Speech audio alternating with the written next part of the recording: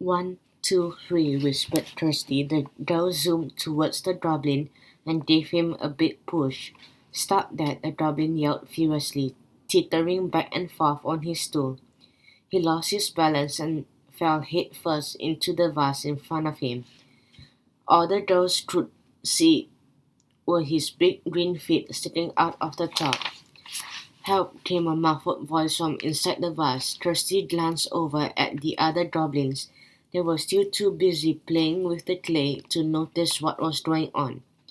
"Now to rescue Kayla," Rachel said breathlessly.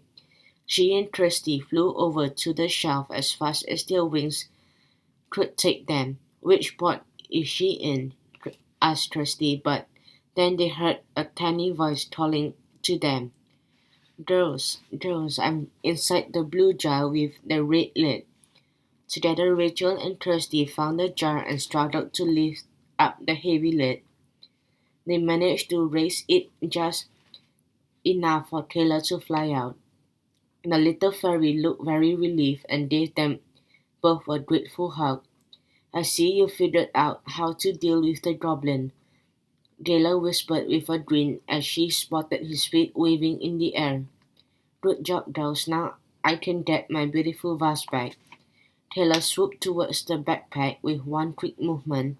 She scooped out her vase and shrank it to fairy size.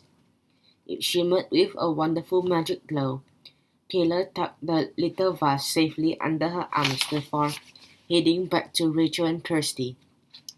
"Let's get out of here, girls," she began, but suddenly the goblin inside the vase hollered help at the top of his lungs. This time the other goblins heard him. They turned around, saw his feet sticking out of the vase, and dashed towards him. But the floor was wet and sticky with all the clay they'd been throwing around, so the goblins began slipping and sliding all over the place. Shouting and squealing, they crashed into the potter's wheel, knocking the vase to the floor. Then there was a heap of goblins flailing around in a pile of wet clay, with the goblin potter right in the middle. "Oh, what a mess," Kayla sighed. One of the goblins heard her and looked up. "That pesky fairy has her magic vase back," he pointed out, wiping a smear of clay off his nose. All of the goblins looked disappointed, but one who had made the beautiful pots on the shelf looked saddest of all.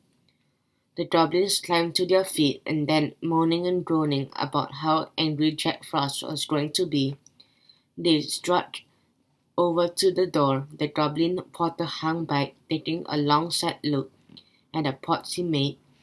Rachel and Kirsty exchanged a glance together. They fluttered over to the shelf and picked up a small but very pretty green pot, the only one they could leave between them. Then they flew over to the goblin and presented him with the pot. Oh, the goblin's green face lit up. "Thank you." He stepped out of the pottery hall, holding the pot as carefully as if it were precious treasure. "Girls, you're so kind," Kayla said with a smile. "You made a goblin and a fairy extremely happy today." "Thank you 1,000 times over. I can't wait to get back to Fairyland with the fantastic news. But first I have a little more work to do here." One flick of Kayla's wand returned Rachel and Kirsty to their human size. A second burst of magic fairy sparkles lit up the pottery hall. In the blink of an eye, "Phew, someone's coming, girls," Kayla whispered as voices came from outside the hall. "I have to go, but I know you will be on the lookout for more of our magic objects." "We will, Kayla," Rachel cried.